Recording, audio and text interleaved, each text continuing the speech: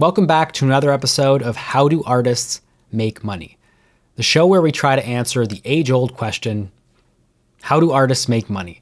Today I'm joined by Matthew Vandeputte, who is a time-lapse photographer who has grown into running his own company producing visuals for large live events. I really enjoyed hearing his take on representing yourself as an artist versus a company. And with that, let's get into the conversation.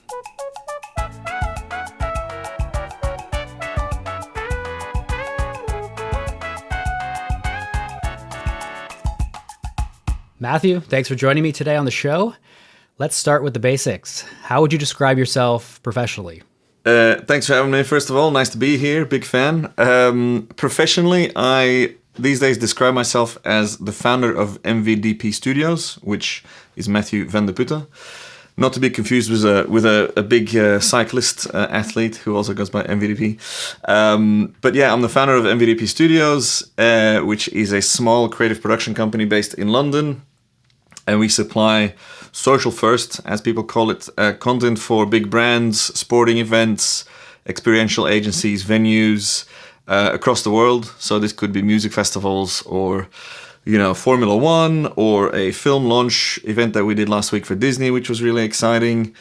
And I use a lot of time-lapse and hyperlapse and stop-motion-esque style techniques in there because that's how my career started many, many years ago, almost 15 years ago now. So I kind of wanted to expand on that, and so now I've got a small creative studio. I'm trying to make merch, but these hats aren't doing it. A small creative studio to take on bigger projects, and I can work with fellow freelancers and all that. So that's 15 years in a nutshell is pretty much. That's great. So the creative work you're doing, it's primarily time-lapse and hyperlapse? I'm quite known in the world. I'm very lucky to have been at right place, right time with time-lapse and hyperlapse stuff on Vimeo back in the day and then YouTube and all that. And I think that's how we connected maybe as well. So there's a lot of inquiries still coming in specifically for actually mostly hyperlapse photography. But then when stuff comes in, I now give the potential client a document that lines up, this is what we can do, but this is what you also can do. Depends on their budget entirely. So I would give them multiple budget ranges and options, and I really am getting away from doing just time-lapse, hyperlapse stuff. We're including more creative shooting and editing and working with really talented people in certain niches. But the majority of my work, if you look at my showreel, is still very heavily hyperlapse focused, yeah. So I'm guessing the time-lapse and hyperlapse stuff got you into more of the live event space. And then from there, did that flow into then, okay, how do I support other visual styles within that? Yeah, so last week's big job that took about 3 months of prep because the timelines were so tight was a launch or a hype video for a launch event for a big Disney film called Tron Ares, which is coming out in 2 days from recording, I think. I think they had the premiere yesterday in LA, maybe. The concept, the opening, the scroll stopping bit or the scroll stopping element of the video is hyperlapse footage going through London, and then we worked with a VFX team to add the classic Tron lines on top of that. But then we expand into more traditional event videography, which I worked with another really great shooter, Sam, to just set this launch video apart from other videos where traditional techniques are used that everyone else does. I'm not trying to say like we're unique because this style of shooting and editing has been around for a while, but it is something that I and my team, we're very, very good at in providing, fast turnarounds of unique styles of shooting and editing that other people would take a little bit longer over to do. So it's nice to be able to offer that, and that just comes from a large amount of shoots and experience over the years. I have more follow-up questions about the live event space, just because I'm in the complete opposite end of the spectrum, in a studio manipulating every frame versus the high stakes environment of live shooting. But first, I just wanted to touch on your company. Are you doing this alone? Do you have a team, freelancers, all that kind of stuff? Yeah, for a very long time, I had this idea or maybe a small dream, like I want to expand and I want to go bigger than just myself. But how do I find the right people that fit in that? How does that work? And also at the same time, I didn't really want to expand too much because it allows for a very nimble approach for any sort of production, really.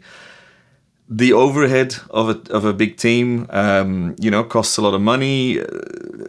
You have to then provide for employees as well, which adds extra stress and pressure. And I don't need more stress or pressure in my freelance solo career. So the idea behind setting up MVDP Studios was that is more of a sort of a term, I guess, or a vehicle that I can use so that it looks like a bigger, more professional operation or whatever you want to call it. In reality, nothing much has changed except for how I pitch treatments or projects to clients. It's still mostly me, as according to the government. I'm a sole trader, we call that here. In Australia, we call it that as well. A zelfstandige in Belgium. So it's a one person team.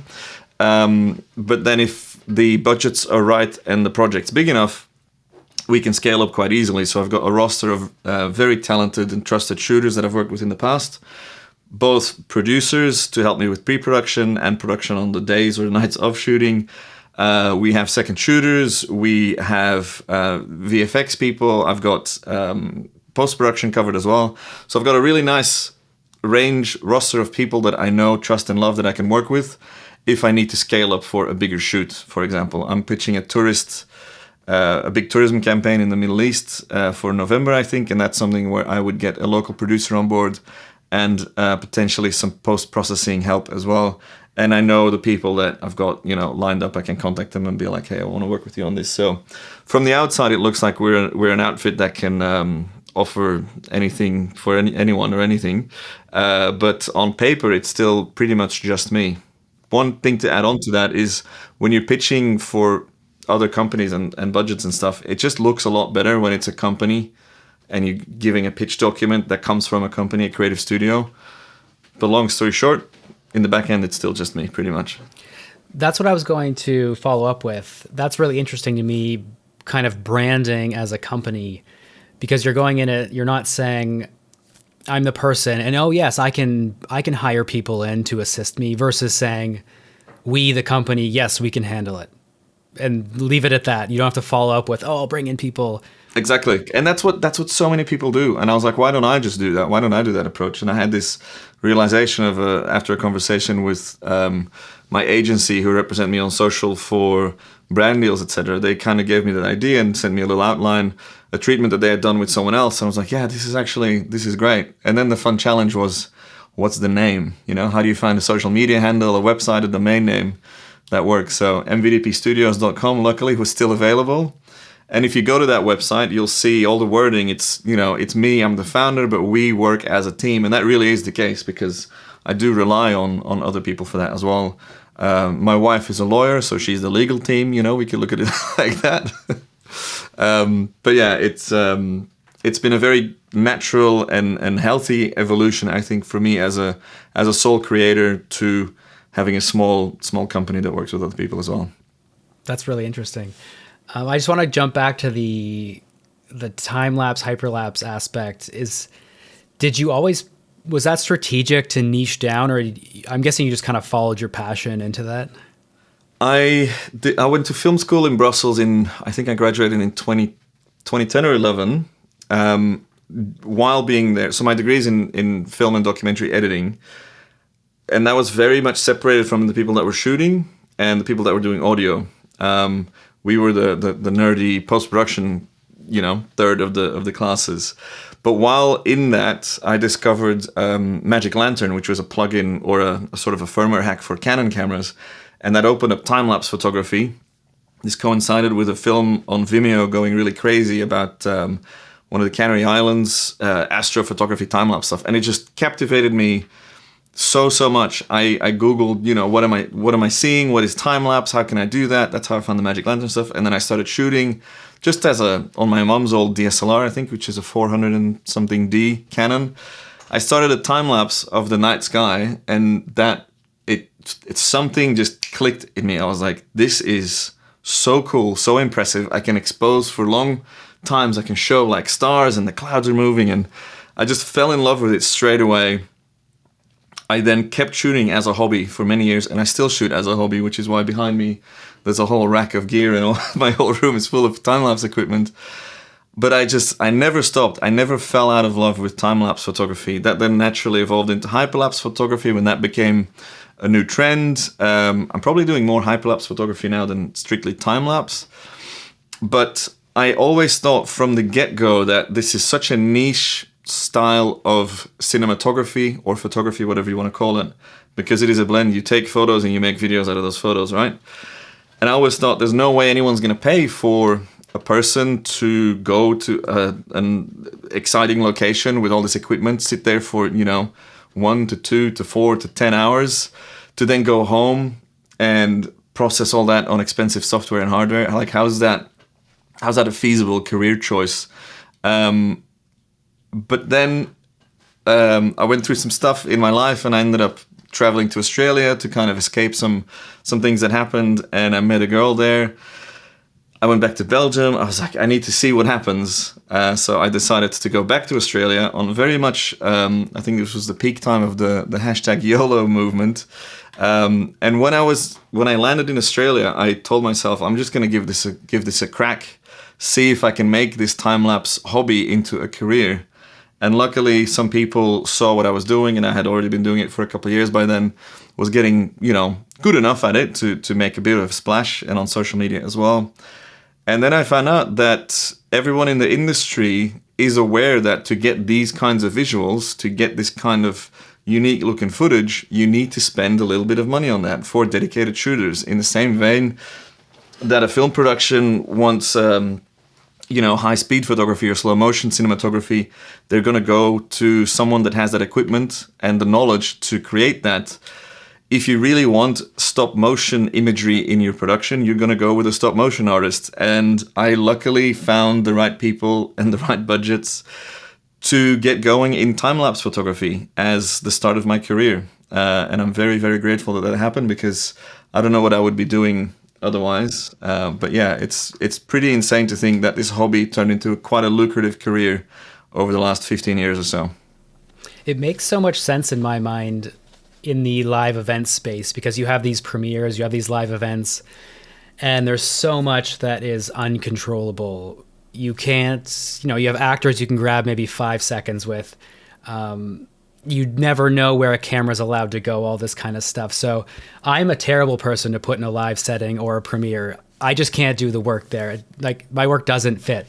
But hyperlapse makes so much sense to me, because you can take the most boring thing, make it exciting, and it becomes this sizzle reel that can go on social media. The corner I was in Manchester 2 weeks ago for the Brit Awards, which is an upcoming award show.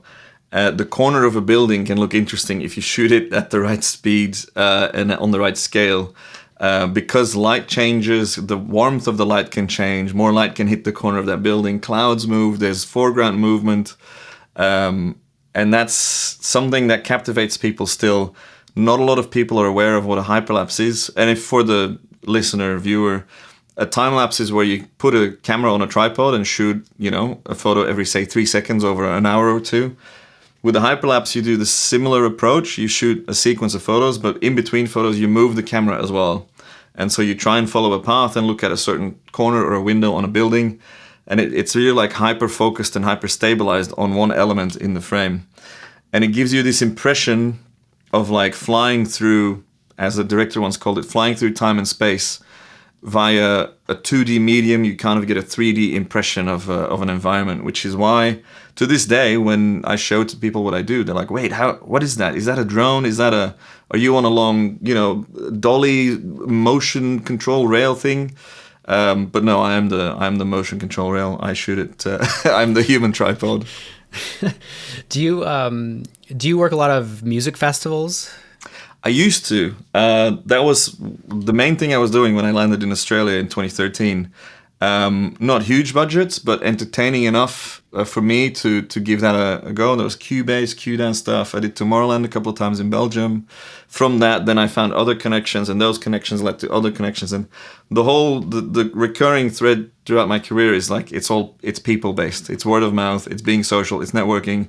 It's having these little cards with me everywhere that have my details on them that I can hand them while I'm showing them like, oh, this is what I do. Yeah, I think a lot of my career success comes from just being right place, right time, meeting people, and being prepared to show them this is how we could work together. Or you ask them like, what do you do? Are you in music? Are you a producer? Are you, let's talk about a music video. Or you're going to be at this event? Oh well, let me see. Am I going to be at this event? Maybe I should talk to the organizer. And then the organizer like, oh, we've been looking for someone to add to the after movie team because we're looking for this kind of visuals. We've been seeing this from all over Europe. And I'm like, yeah, that's me. That's my footage. You should work with me on that on that event. But then something happened with the rise of the after movies, which is Stan Verlinde with his insane red cameras all over the world. It became such a sexy environment to be in that a lot of people just wanted to do that, to be seen at these things. The result of that was a lot of people offering their services for free. And in an environment where a lot of the artists that are on a team of, say, an after movie are, for some reason, they get paid less than the people building the stages or the people making the music, because art within different categories is seen as less or more valuable. And this after movie industry, I found that a lot of the time the budgets were going lower and lower and the expectations were going higher, coinciding with younger people entering the scene and offering their services for free or for very low pay. And I saw that going nowhere. So I decided to do fewer festivals and focus on different things. But over the last couple of years, I've done a couple more festivals, but then as a different provider of content. So where normally I would have been a part of a team doing the Timelapse or the hyperlapse stuff, recently I did a job for Red Bull at Boomtown, which is a big UK festival, where MVDP Studios provided the big social media content pieces for Red Bull at this festival. So we were making the after movies in our very own unique way. That's where I see the business growing and going more towards, because there's just a better budget there, and it's nicer to be in control of the strategy, the pre-production, the post-production, and seeing that then hopefully go viral on social media, which is very hard to to promise. But luckily the videos did well and the client was very happy, and the feedback on it was great as well. So yeah, started festivals, got out of it because money wasn't going too well.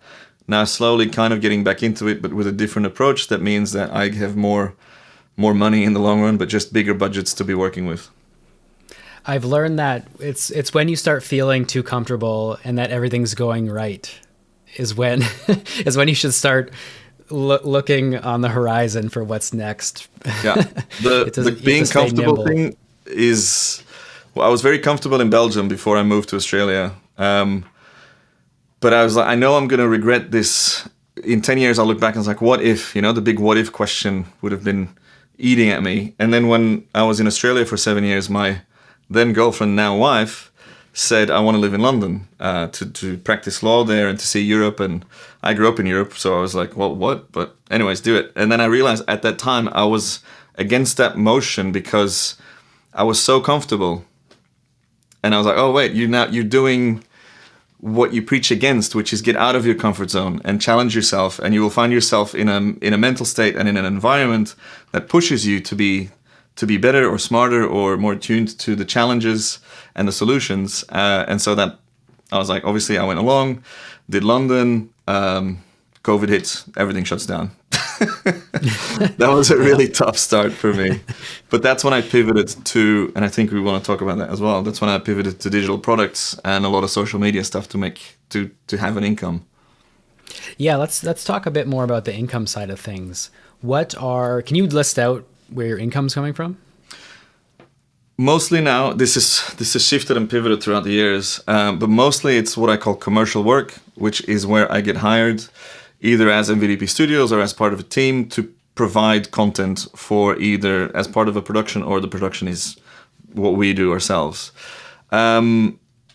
because I've been sharing a lot of behind the scenes and a lot of tutorials and tips and some travel over the years, I've grown a smallish following, depends on who you ask. I think in total, maybe 250,000 across channels. So I still get reached out by brands asking if I want to promote a product. It could be a camera or a camera accessory or, mostly camera photography stuff related. So that's another income stream. Because of the social channels and my newsletter, I have a recurring affiliate income from specific software that is relevant to the time-lapse industry. Then I sell tutorials, either ebooks or video courses on how to do time-lapse. IRL workshops and events are a small part as well, where I teach people how to do what I do in real life as opposed to via digital product. And then there's consulting. A recent thing, it's a small percentage, but a recent thing I signed up to, which is very close to my heart, is a 100-year-long time-lapse of a forest regeneration in west of London, which is a privately funded and owned field that is turning into a forest over the next century. And I'm helping out the person who's shooting that with the limited amount of knowledge that I have about century-long time-lapses. I have a lot of follow-up questions. What's the frame rate on a century-long time lapse? How often does a picture get taken? So it's all cloud stored. I mean, it's local and backed up, and it's tape backup, by the way, because digital, as we know, it won't hold up. The capture rate, the interval is, I believe, 30 minutes. So you get a photo every 30 minutes across 5 cameras currently. Some of the challenges is literally like the data storage and file naming. What's the most efficient way so you can store that easily and transfer this data, and say in 20 years we want to go back to the first couple of months.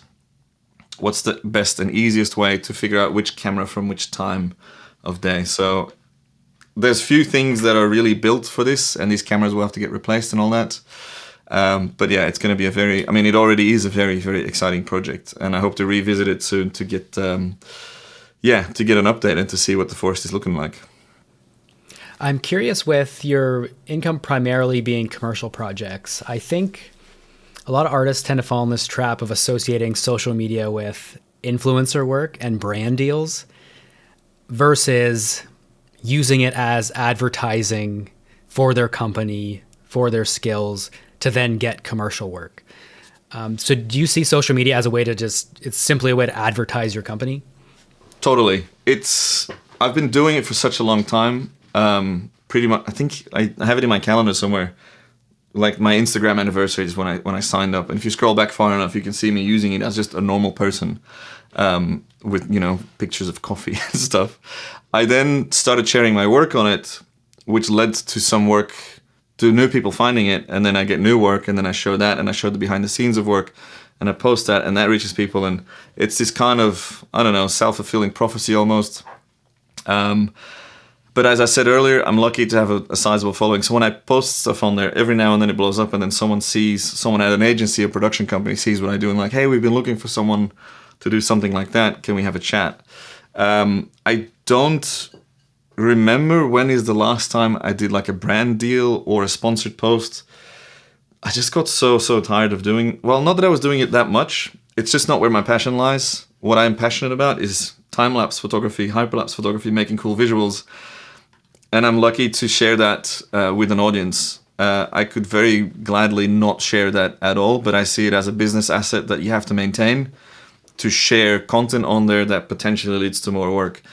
But yeah, go on my Instagram, and what's the last time I even promoted my own courses? I wouldn't be able to tell you, because when I post, I just want to share what I've made with the audience, which for a lot of people is very frustrating because of the algorithm. They don't reach their audience. I somehow still reach it, which is nice. But yeah, I see Instagram as just a nice outlet, a little portfolio, pretty much. Yeah, I think it has to do a lot with discoverability. So if someone types in, event, time-lapse, cool videos for events, you might be the first one that pops up. And you could have not posted for, 6 months or a year, and they'll still find you. Yeah, I also use Reddit a little bit for that, which I think is, a lot of people underestimate Reddit, but it's such a insanely highly visited platform. And I've been using that for years to just, when I was doing brand deals on YouTube, I've got about 75K subscribers on there, but very inactive. I haven't posted on there in maybe 6 months or more. I would post a video, write a little blog post on my own website, and then post both those on the relevant subreddit. There's something about that cross-posting that just locks in for Google. So I work with Lumix as my preferred camera brand.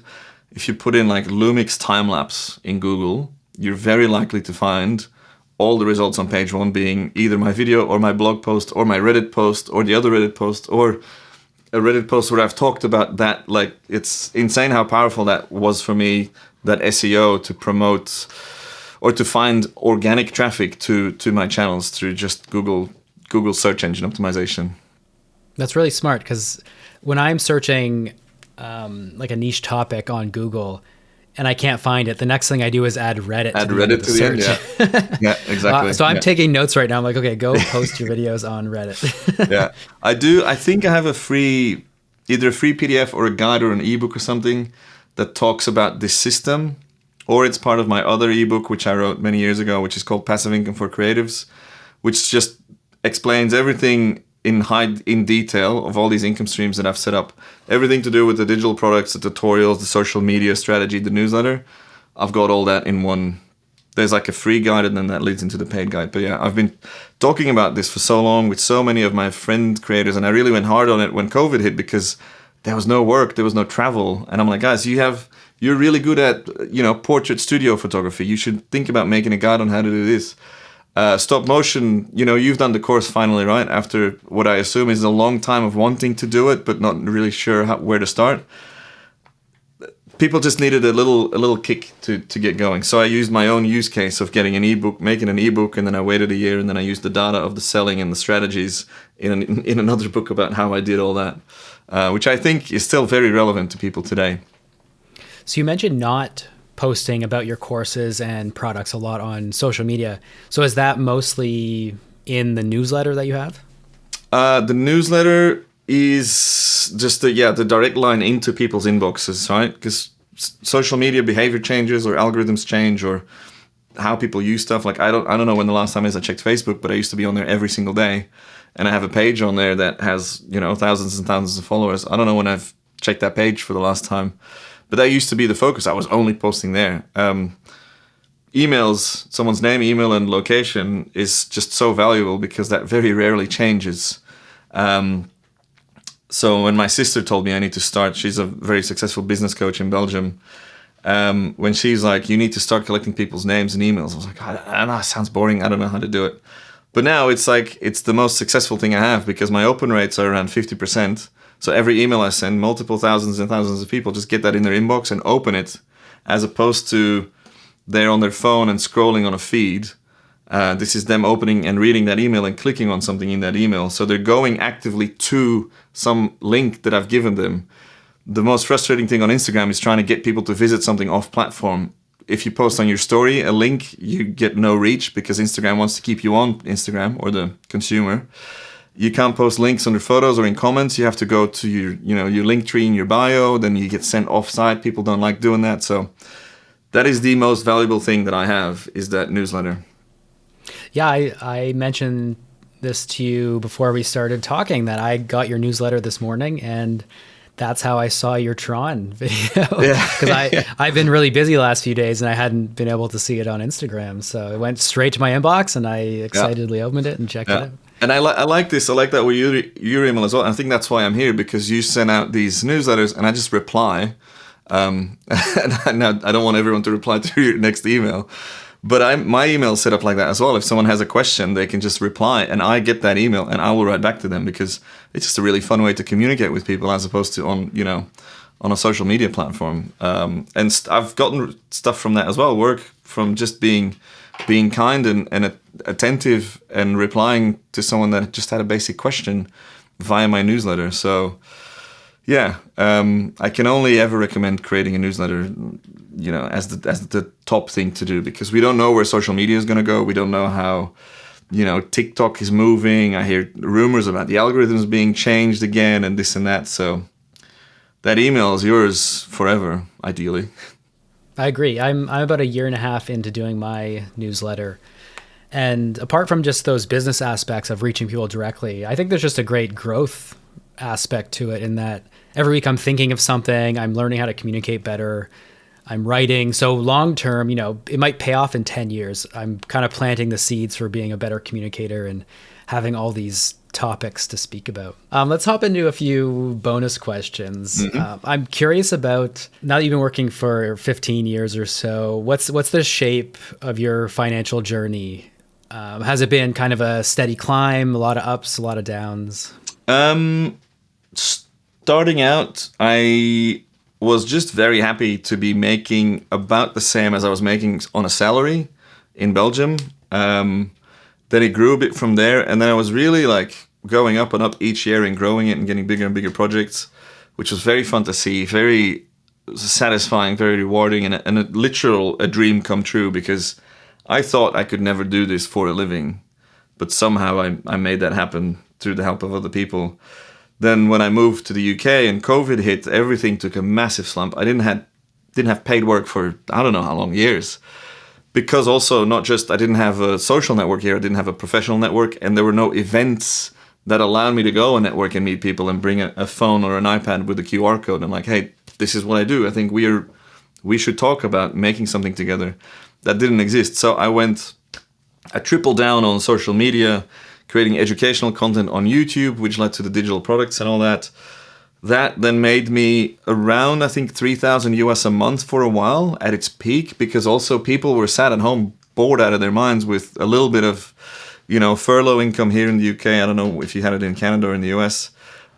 People had a bit of money to spend and nothing to do. So sales were going pretty well for the video course and the ebooks.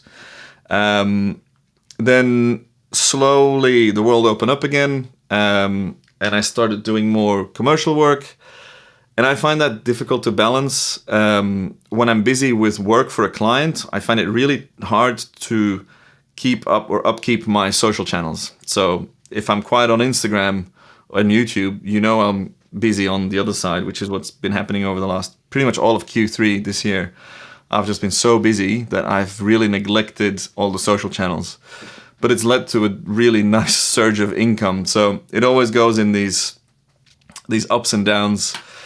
What is important is protecting your downswings as freelancers, as sole creators. As I don't get any support from any government subsidies or stuff that other people have had here.